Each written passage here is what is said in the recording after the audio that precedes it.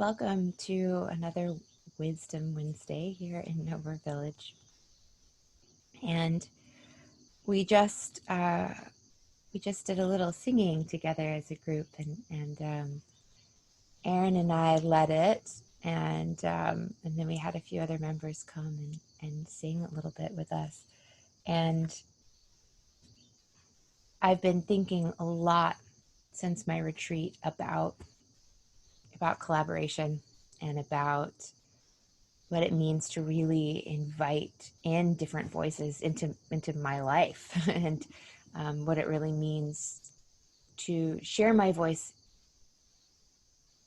in a way, share my voice in a way that rather than making others be quiet, makes others also want to share their voices. And how does that work?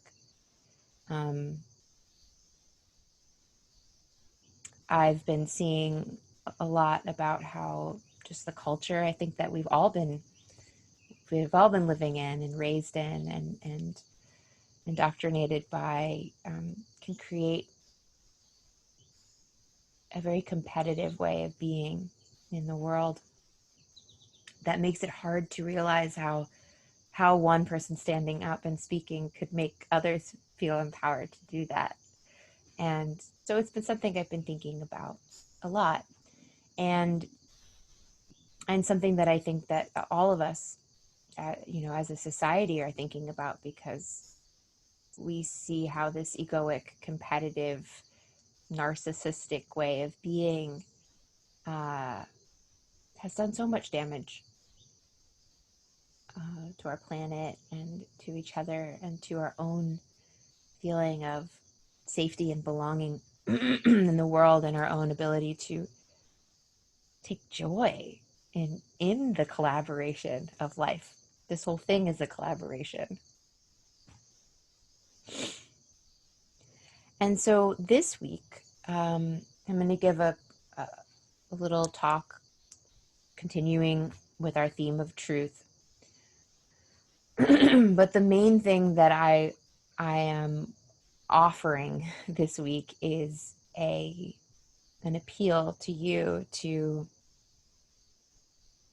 articulate about your truth.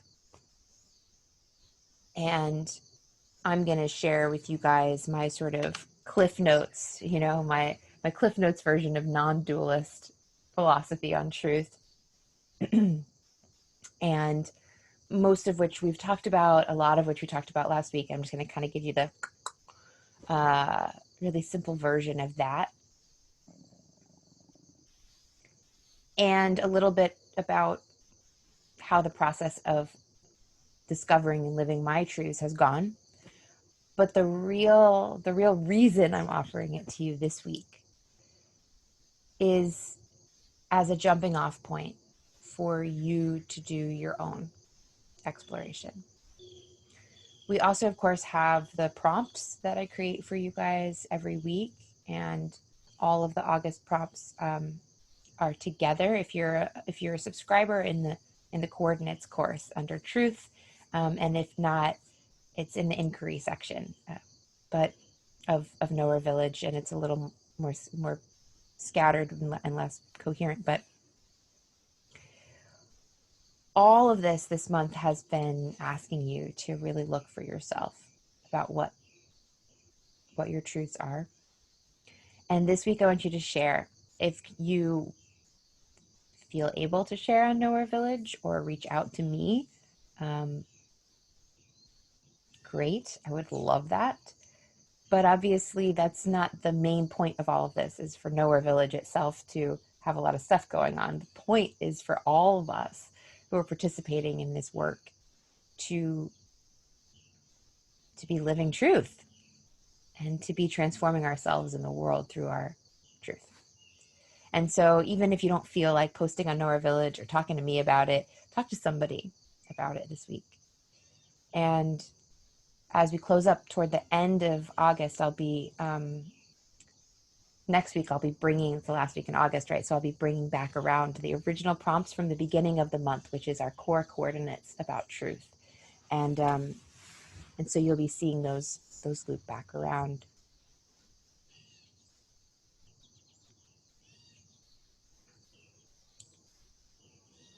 So our number one truth about truth is that the truth is that it is reality. And as we've been exploring in the guided meditations all month,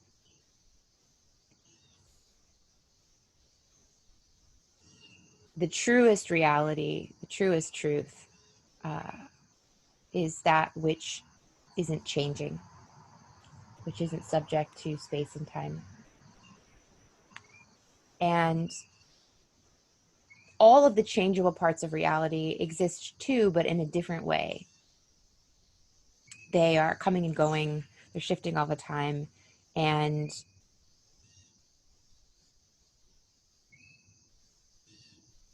we can make peace with that, but we can't change it. We can't change the sort of substratum of reality so that we can make the changeable unchangeable. But that is, of course, what I'll speak for myself, what I've created so much suffering for myself trying to do. Oh, this thing seems to be leaving. I'm going to grasp harder, right? This thing is this relationship or this career or this chapter, this part of myself is dying. I want to try to make it immortal.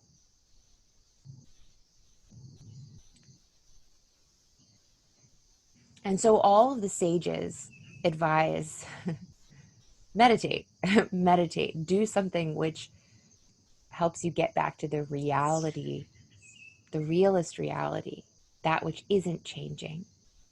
Stop trying to make the everythingness into nothing. It's the nothing, it's the no self, it's the nowhere of Nowhere Village. It's the emptiness that Buddhism talks about. That's what's permanent. That's what's not going to go anywhere.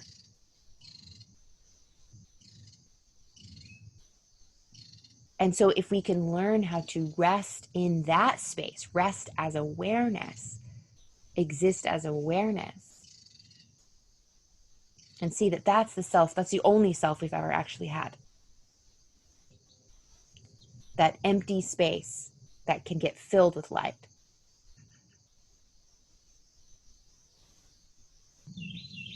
Give yourself permission to be that nothing, which is so, so, so powerful. And realize that the somethingness that you also are and the everythingness that you already are, the stuff,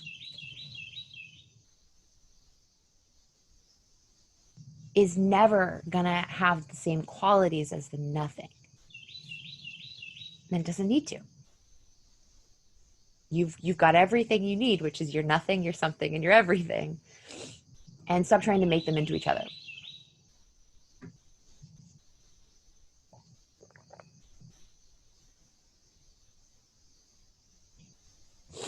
Because the essence of the truth is that it is, our first axiom of truth. Because the essence of truth is that it's true, everyone can access it. And everyone, if it's the real, the true is the real in the now. The same way that you know I am a self, right? If you look at yourself, I'm a self. Like you're just gonna go around assuming that all the time.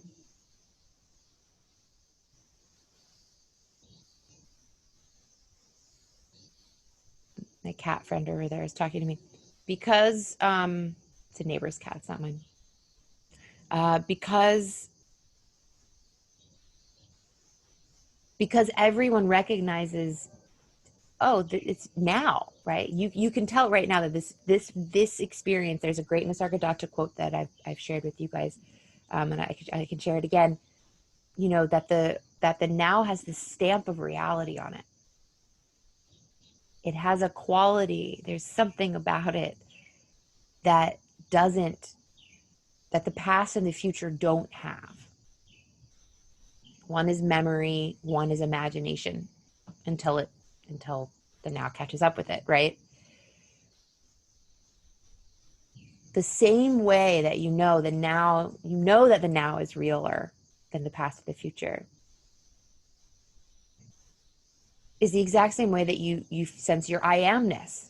It's hard to put your finger on, right? But it is always there.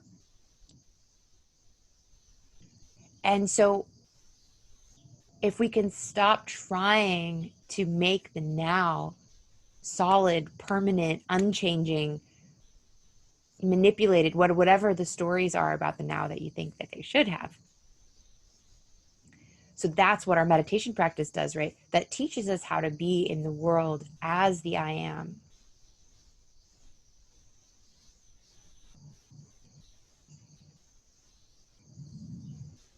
And it reminds us that the truth is, and here's the second axiom, right? The truth is the self. You are the truth.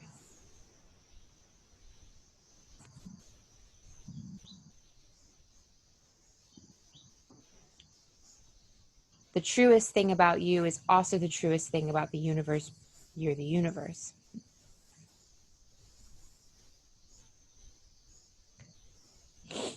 And so,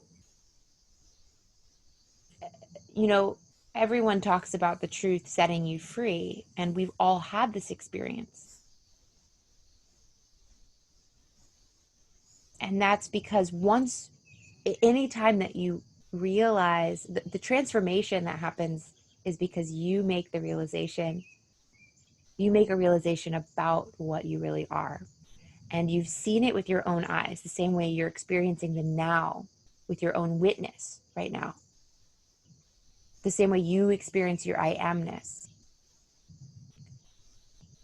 And so what makes it transformational rather than transactional or just transportation?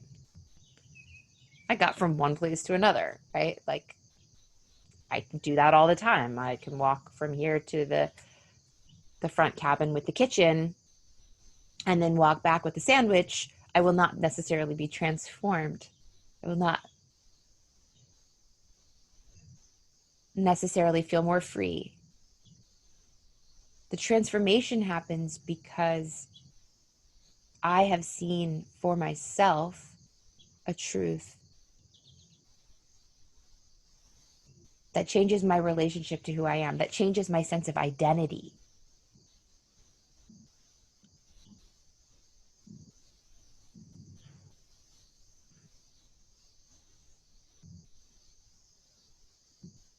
And the transformation is described as one of freedom with truth. Because as long as I believe that I'm the false identities, there's a sense of imprisonment. There's an entrapment. And we spend an enormous amount of energy trying to preserve, protect, act out, like prove to everyone that we are these false identities. To be proving to everyone this is permanent. This is gonna last, you know? In the world where that's not. In the parts of reality that aren't permanent. It just will never be. And so that's axiom 3 is that to experience oneself as the untruth is to be imprisoned. And the fourth is that to experience oneself as truth is to be set free. And that's the transformation that we experience when we start living as the real, when we start being able to inhabit, even if it's just for short moments at a time, that witness self, the self that is awareness. Freedom comes when we can stand in that truth.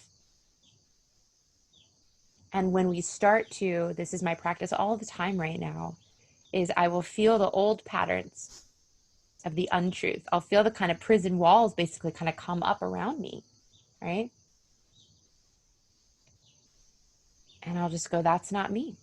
I may still feel them, I may still feel the discomfort of them closing in. I may still be kind of messing around in my mind with the story. I just keep reminding myself, okay, that's That's imagined. That's false. What I really am is I amness. What I really am is this now. And so we actually start to move, at least where I am in my process, really kind of moving through the world, still finding these old triggers, still finding these old patterns arising. And just, I'm giving them less food, giving them less of my attention, my energy, my love, and finding that they're finding the space to be less confining. I'm finding these moments of feeling entrapped to last less time, less duration. And the irony of it is, like, as soon as I start to beat against the walls or fight the prison, I reinforce its reality. I give it strength. I give it, right? This is another theme we've been talking about. And our meditation on Monday, if you haven't listened to it, is about this. I bring the reality and I give it to life. And so for me, I've given and I've fed and reinforced my prison walls in two ways. One, by fighting them, by beating against them, it makes them more real for me. And I'm the only one who's imprisoned, right? For myself.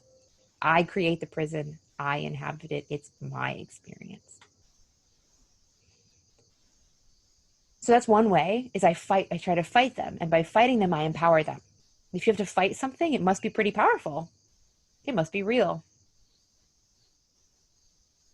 The other way that I reinforce them is by, and I talked about this somewhat last week, like, man, my prison's nice. It's nicer than that guy's prison, right? Like, I like it in here.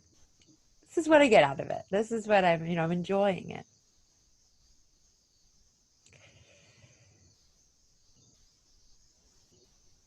I'm not going to go into the teaching of pleasure and pain, which is that at any time that I'm enjoying the prison, I'm inevitably going to experience pain when something goes wrong in the prison. It's, as long as I'm attached to it, it's going to cause me pain eventually. But it tends to, I get attached to it by experiencing the pain and fighting, and by experiencing the pleasure and kind of digging in.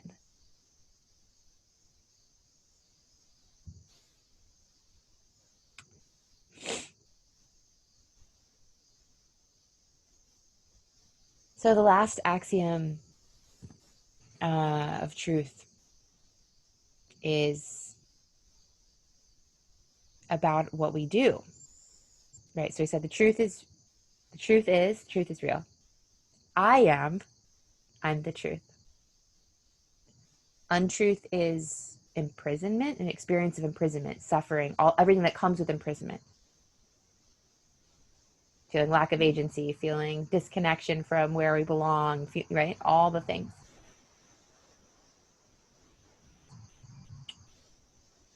The fourth axiom was that the truth is freedom.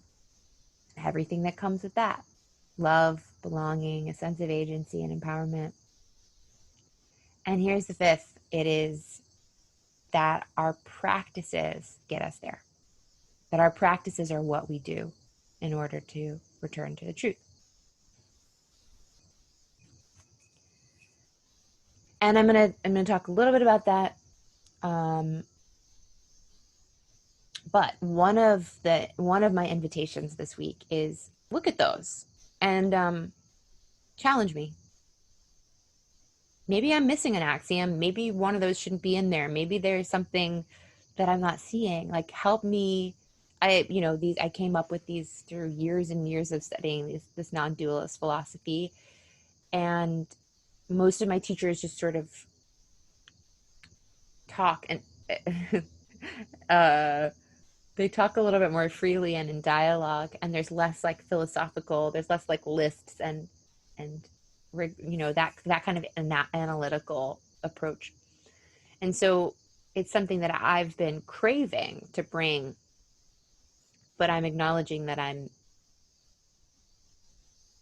this list isn't permanent, right? This list is changing just like everything else is. And it's about truth. So I'd like for it to have some kind of truth that lasts. But yeah, I would love your help. So anyone who's sort of philosophically minded out there, analytically minded, or just wants to give it a shot, look at it, and I'll post it with this talk, and you can help me find its flaws. Right? This is the process of getting to the truth. Is seeing the untruth in things, right? And so that's why we do inquiry, and that's why we do meditation too. It's courageous. We're saying, I built this thing. Want to help? Want to see if we can knock it down? Because if it doesn't fall down, then I can live in it. You know. So again, the invitation this week is for you to do the work. Right? You are the truth. I'm the truth too. So I'm over here doing my work, right? But you're the truth. And so what is that? What does that mean for you? And what's your journey of having revelations and being set free? I welcome questions at this point. Okay, yeah, great. Pamela just asked a really great question. And I'm going to address that in 1 second. And I will say, I did want to say, sometimes when I talk about truth, I talk about revelation. And I do just want to say, as you're doing all this, I want to address what I mean by that. Often I'll say what you're looking for in inquiry is a relevant and resonant truth. And so as you do your own exploration, notice the feeling when something like resonates, when something feels relevant. Otherwise, it's going to be a purely mental exercise. It's going to be abstract, and it's going to be really easy. It's really easy for the ego to hijack that stuff and for you to just kind of stay disconnected. The body will tell you when you're in alignment or out of alignment with truth. And so stay with the feeling of I am, right? The feeling of I am as you do any inquiry that you're doing here. And you'll start to catch yourself. What does it feel like when I start to get all up into my ideas and away from truth? Yeah. Okay. So Pamela's asking about the definition of dualist versus non-dualist philosophy. And I'm very happy that you brought that up. I struggle with labels and names. I struggle with, yeah. For maybe reasons that are obvious. The first line of the Tao Te Ching is, the Tao that can be named is not the true Tao. It's not the eternal Tao. Anything that's nameable is particular. It's one of these changing, impermanent things of life. And so it makes it tricky often to talk about this stuff, because I don't want to trap you guys in some philosophical school. I don't want to trap you guys in some tradition or lineage. I want this stuff to feel resonant and applicable to the traditions you already come with. And I don't want to be like pushing aside any traditions that you already work with. And so I haven't really done this, defined what dualist and non-dualist is. And I haven't really defined my teachings as non-dualist, but I've realized recently, I think it's really clarifying, and that's a label that I feel comfortable with. Okay. So non-dualism essentially means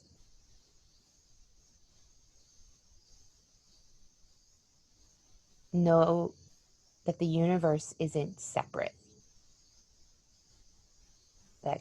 And in spirituality, that God isn't separate than the universe. that the self isn't separate than the universe. And pretty much all of Buddhism is, though depending on how you're practicing it, there might be a little dualism. I'll explain what I mean by that in a second. Most Buddhist practices, and a lot of, or Buddhist traditions and philosophies, and all of Taoism is non-dualist, and many of the yogic and Indian traditions are as well. In the Indian traditions, in the kind of Vedantic lineages, it's called Advaita Vedanta. Dve means two. At the beginning means no, non. So non-dualist. Vedanta means, yeah, again, it comes from the Sanskrit lineages of those people. And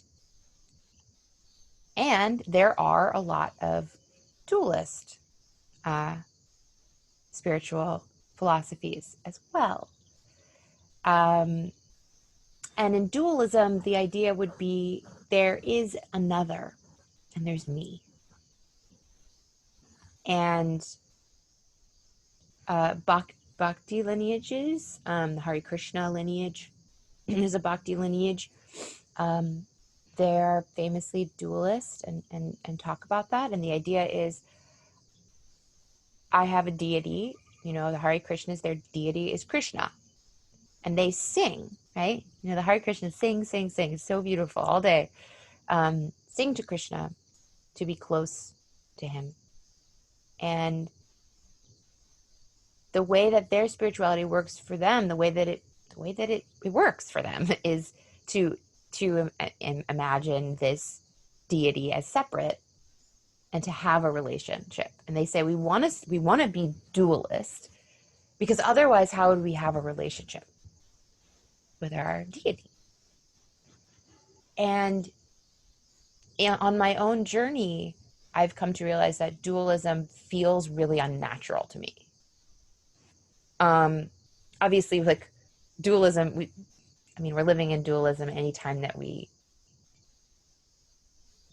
are not assuming that we're pure awareness, right? Because I see you as separate and we have a conversation. So I'm functioning as a dualist a lot of the time, but my spiritual journey has led me back again and again to wondering about what it's like to inhabit the no self, and what it would be like to feel oneself as God, or as the universe, or as the ultimate reality.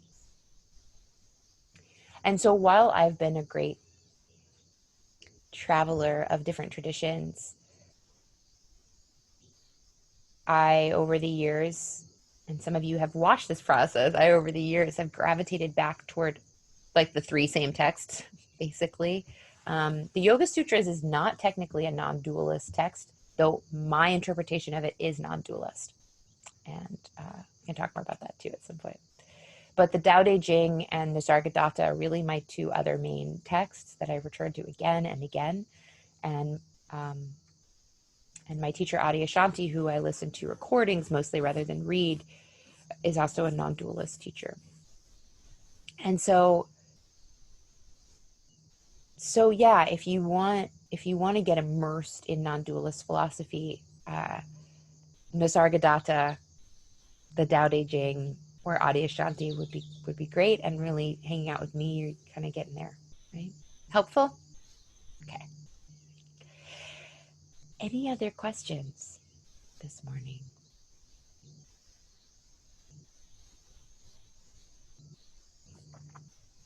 Yes, I'm gonna just read this comment from wise Aaron Verte here. Meister Eckhart said, "The eye by which I see God is the eye by which God sees me. The eye is actually an I, the witness." Yep, that's it. That's it, Aaron. And Meister Eckhart is so brilliant. Okay, Lee's question, are dualist traditions and non-dualist traditions just different approaches or mindsets to the same end? Second question, how do we distinguish between untruth falling away, leaving truth in its place, from new truth arising, replacing one truth with the other? Such a good question. So Lee, dualist traditions and non-dualist traditions can be seen both ways, both as just approaches, different approaches or mindsets to the same end. But if you talk, it depends. It depends. Talk to a bhakti or a Hare Krishna, or talk to somebody who's really doing like deep practices like that. I look at the monotheistic religions as all being dualist, right? And I see all of the shamanic traditions, of which I've studied a handful, and one in particularly deeply. All of the shamanic traditions is non-dualist in the sense that the Great Spirit lives in everything. And so look for yourself at it and just kind of investigate. As a non-dualist, I would say that everything in the whole universe is just a different approach to the same thing. But somebody else might say something different. And there are different flavors to all of the different traditions, and it's not all just one melty sameness, and I don't think it should be. So others might disagree and say that, like, their vision, so if the end result is enlightenment or samadhi or bliss or heaven, right? I see all of those as words describing one experience, essentially. But again, you could talk to somebody who was really wanted to keep the distinctions for some reason or another. That would probably be a good reason. You know what I mean? And may describe, oh no, in my heaven it's like this. And I wouldn't necessarily discredit that, even though that's not the way that I talk about it or look at it. And then number 2, how do we distinguish between the untruth falling away, which just leaves us in truth, right? That was one of our main quotes, or one of our main quotes and texts for this month, is Nisargadatta saying, let go of the untruth, and the truth will smoothly and swiftly step into its own. She's saying, what's the difference between that experience and the experience of just replacing one false truth for another false truth, right?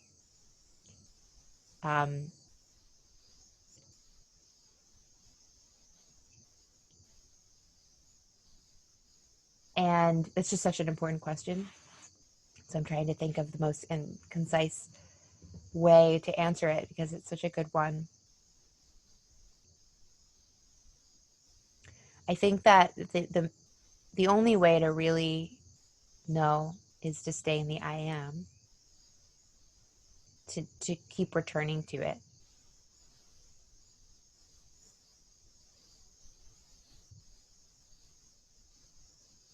I think so often for me, I have used retreat, meditation, spiritual practice, this Nowhere Village, or all the talks I give, and engaging with you guys. I have at times used all of this, right? I hope I'm not, I see I'm unstable. Hopefully this internet will get me through. Used all of this in order to kind of like have an experience, to have a feeling of success, or a feeling of, to like feed this story that I'm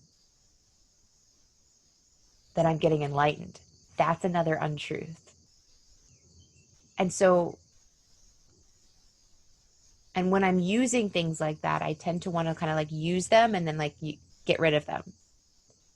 So what is that? What is that about? Like wanting to basically like use the truth and then get rid of it. But it's the truth. It doesn't go anywhere. It's still you. And so what I'm saying is,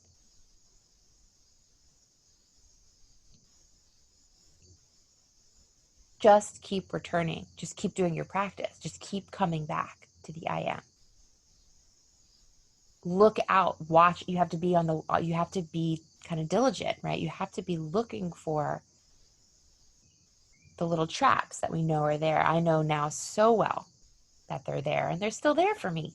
A lot of them. And so once you recognize those and you can say, you could just keep your eyes really open, you know?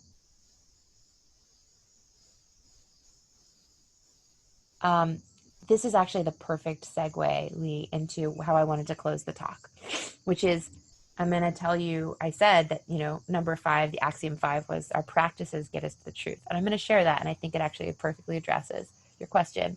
Aaron says, Meister Eckhart also says, truth is something so noble that if God could turn aside from it, I could keep the truth and let God go. Yeah. Yeah, for a Jesuit to say that, it's pretty real. Okay, so to answer Lee's question, how do I know if I'm really being with the untruth?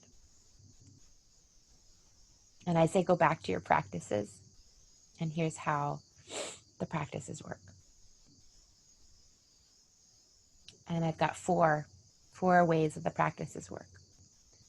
They help us have direct experiences with our nature as truth, reality, universe, awareness, spirit, God, the Tao, the One, whatever label, name that you want to use. And as we invest more time and energy on the knower instead of the known, we develop a deepening trust in the truth.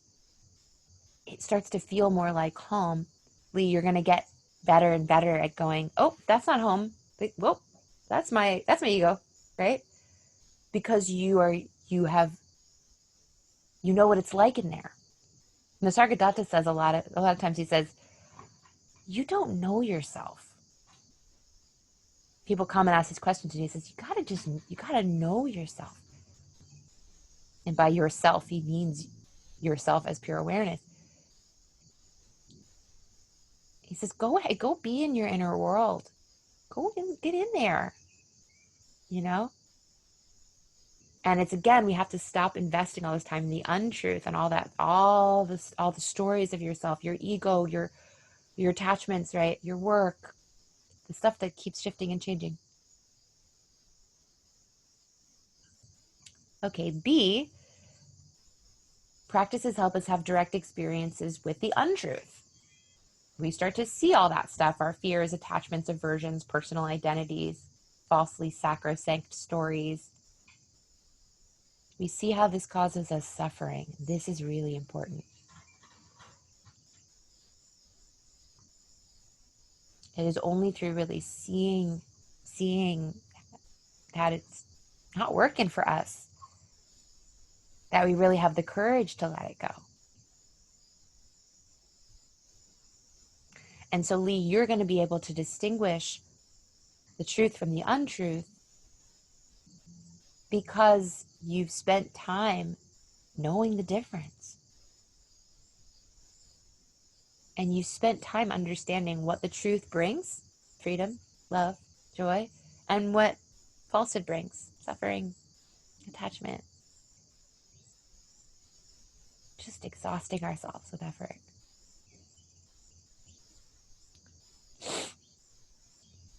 And finally, our practices, because I'm talking about all the practices, right? Practices, meditation, inquiry, but also Sangha. That's what we're doing here, satsang or Sangha, coming together. Study, right? I pour over my texts. That's a practice for me. To go when I want to go, whatever, do something else, I go hang out with the Sargadatta and let him be my balm. So here's C and D, the last of the ways that our practices work. They give us resources and support while things fall apart. And while we go through the challenge of seeing and releasing old ways of being. That's not easy. And if we don't have that kind of support, we are going to grasp after the old ways of supporting ourselves on untruth. Just are. We need something. And finally, our practices and our satsang and our teachers spending sacred time this way, they give us new vistas, new templates, guidance, new maps, new skills, new connections for living in this new way, for living as truth.